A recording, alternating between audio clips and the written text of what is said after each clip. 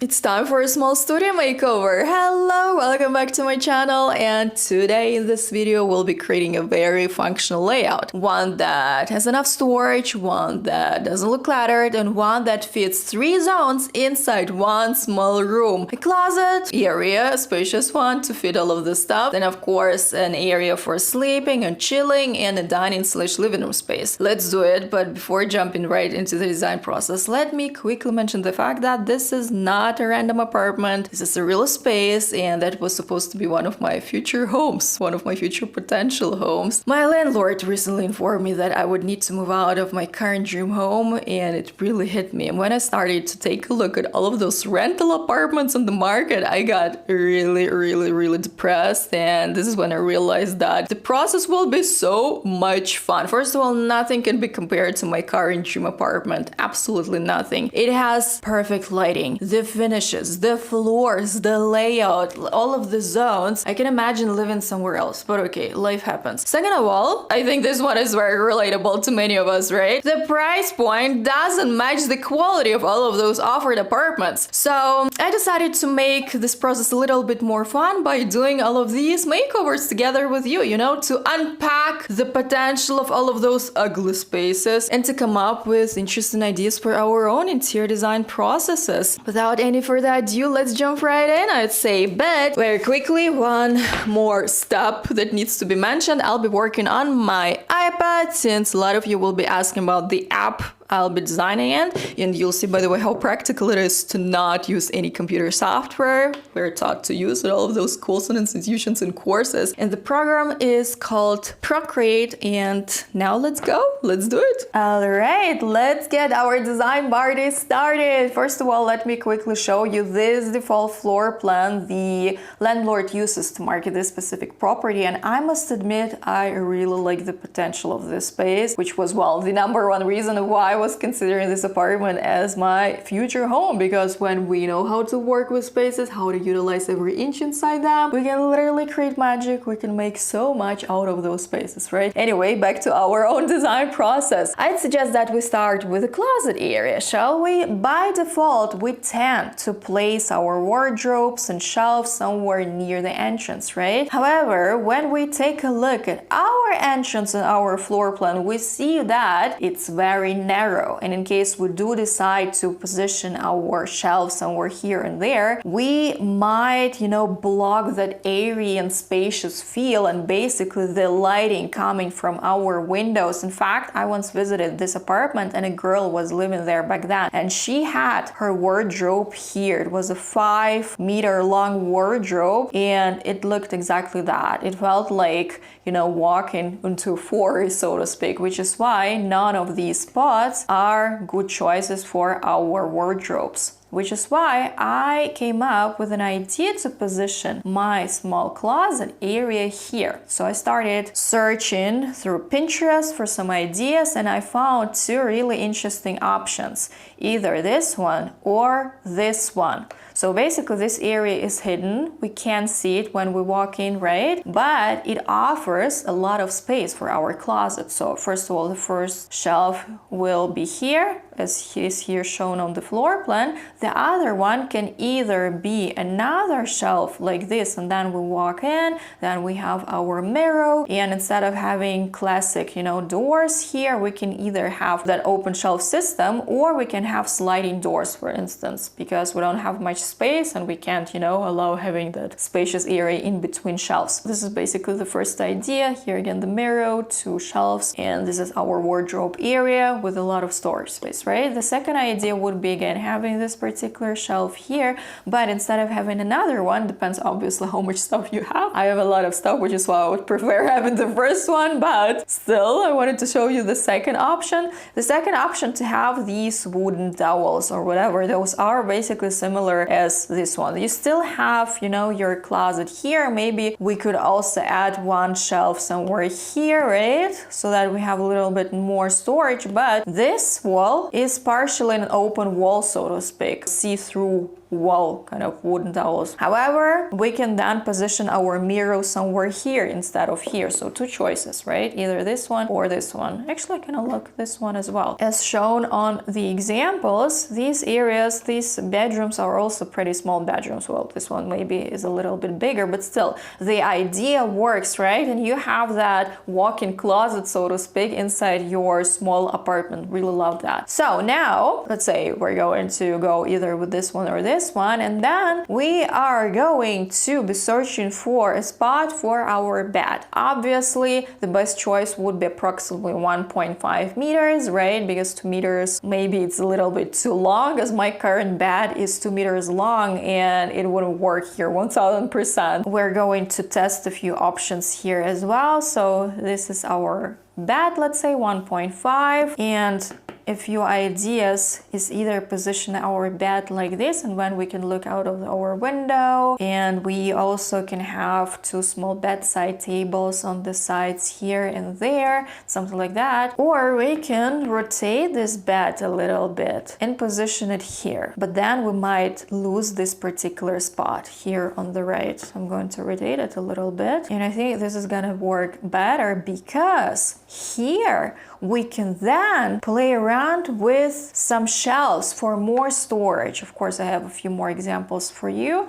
For instance, something like that. Because my first idea was to actually hang those shelves right above the bed, but then we might have that feel of hanging something, you know, above our heads while we sleep, which is not the best feeling, right? But we still need a lot of storage for our books, I don't know, for something. And I personally would not feel comfortable knowing that I have that shelving system right above me, right? Which is why maybe this kind of position of our bed would work better, because we then have our shelving systems here without us, you know, thinking, oh my god, they're gonna fall, right? After that, by the way, we'll be creating a quick mood board for our final idea, so to speak, to have everything as one final presentation. Moving on to this particular corner. Well, here everything depends on what are your goals with this apartment. For me, I work from home, so I need a corner where I would feel, you know, comfortable to work, inspired to work, which is why in my case, I would have positioned my small home office area somewhere here. However, I would need a sort of separation between my sleep and work area, right? Which is how back then I decided to search through some shelves from Tilka, I think it is called. I love their shelving systems, and I love the possibility of having both the closed shelves and the open shelves. So basically, in case we decide to separate our work and sleep areas, then we can literally have, for instance, just a quick sketch. We have our, you know,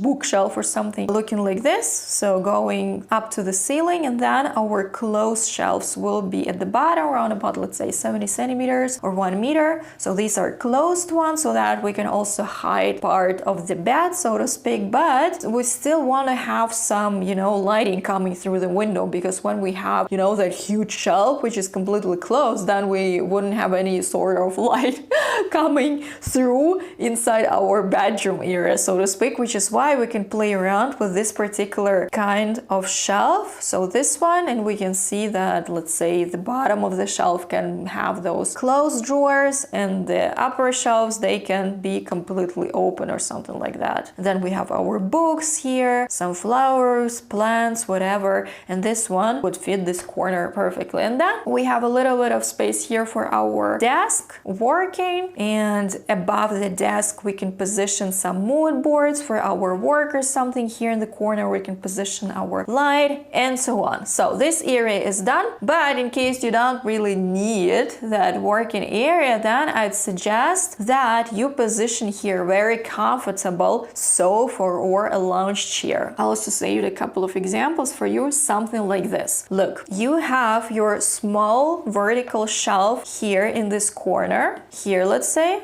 I'm going to change the color for a better representation. So this is basically the corner I'm currently talking about, this one. And then you have a bench sort of going all the way to our separation, so to speak. And it will allow you to have that very cozy area to read, to chill, whatever. And then because we have that separation, you will feel very cozy there. I love it so much. So it depends on our goals. See, for me, I would probably go with the first idea because I need some space to film, to write, and all of these things. But if you don't need that, you can alternatively position your desk somewhere here so that you can hide it when you don't need it, and then you can have your cozy area here. Speaking of a desk which can be hidden, I found a few more examples for you, and they look like this. However, here is kind of a danger. When we have a lot of hanging shelves looking in a very similar way, this might not be the best idea for the interior design concept, which is why some of the shelves can be closed, some of them can be open.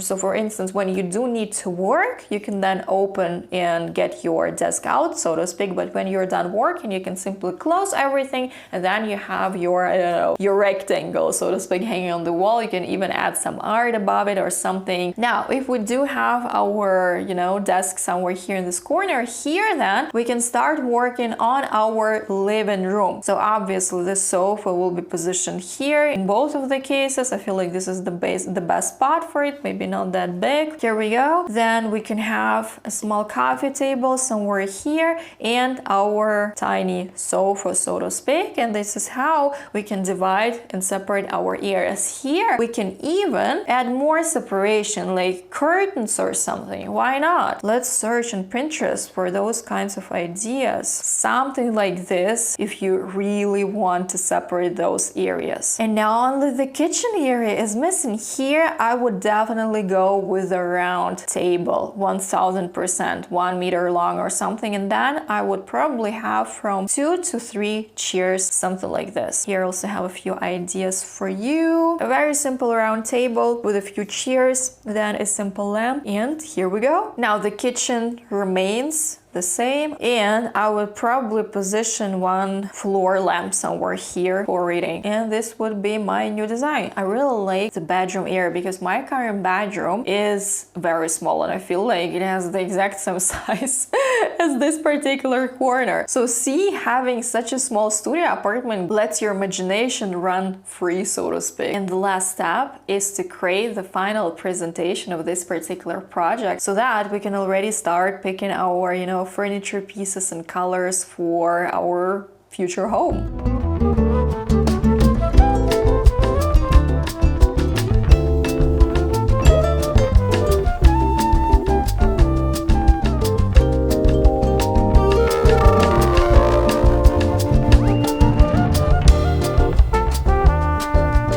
And this is how I would design the layout for a small studio apartment if I were to move there. But this is not the final interior design concept, of course. This kind of sketch is called quick concept sketch. These kinds of sketches are here to help us decide on the proportions, positions of our furniture items, play around with initial ideas, because after that we move into the full color, texture, design phase where our idea comes to life. So let's quickly wrap up our today's video. I would say when it comes to designing small spaces, we keep our storage in mind, right? We try to find it everywhere, literally. So the most obvious ones are shelves, wardrobes, and all of these things. But when it comes to purchasing bigger furniture items like sofas, beds, benches, even chairs and armchairs, try to find hidden storage there as well, so that you can open your bed and then you can store some stuff there. Because in my case, look, I have a 2 meter long bed, but it doesn't have any storage at all, even though it takes up so much space. So that wasn't my smartest decision on my own interior design journey. I learned from my mistakes, of course, which is why my current sofa has some storage inside, and I'm telling you, wow, such a lifesaver. Literally all of my bed clothes are hidden there, and so much space saved. Like all of these details, they're kind of, they go without saying, but for some reason sometimes we tend to ignore them, which is why I pay attention to that. So if you purchase a sofa, try to find one with hidden storage there. It's gonna save you so much space, I am telling you. And that brings me to the idea of shelves and storage in general. Try to not only go with open shelves, because when all of your shelf systems, they are open, there are no doors basically, even though you clean everything up, it still might have that messy look, so to speak. Also speaking from my own experience. Then I also like adding all of those personal touches, you know, some art pieces that mean something to me, and not not all of those mass-produced artworks, you know, which is how, by the way, I replaced all of my purchased artworks from those marketplaces and added either my own drawings and sketches or something that is very meaningful to me. For instance, in my own interior design office, I have this hand-drawn illustration from an American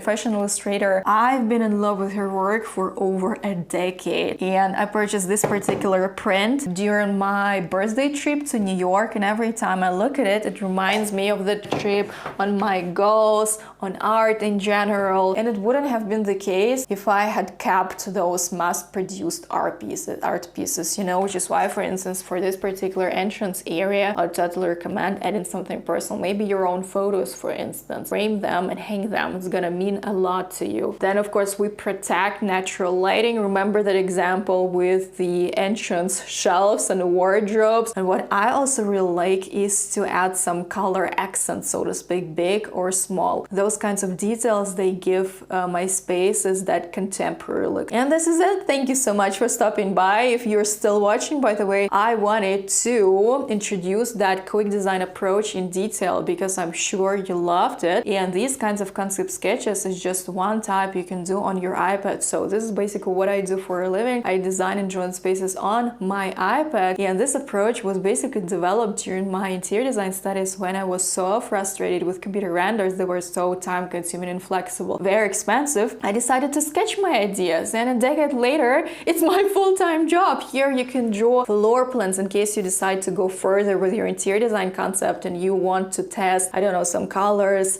textures, and all of these things, or if you want to create a full 3D visualization of your idea. Here we go. I hope you can see it. Or if you want to create a mood board for your interior design concept, like this. But this is, by the way, this concept is part of my brand new drawing workshop, a free one. If you're interested in learning this particular approach for your own interior design projects, whether for work or for personal ones, then make sure to start with this particular workshop. We'll be learning how to design this particular scene vertically, how to bring your idea to life. With all that being said, see you in the next video. Happy creating, happy drawing, and I'm really excited about this new direction on my channel.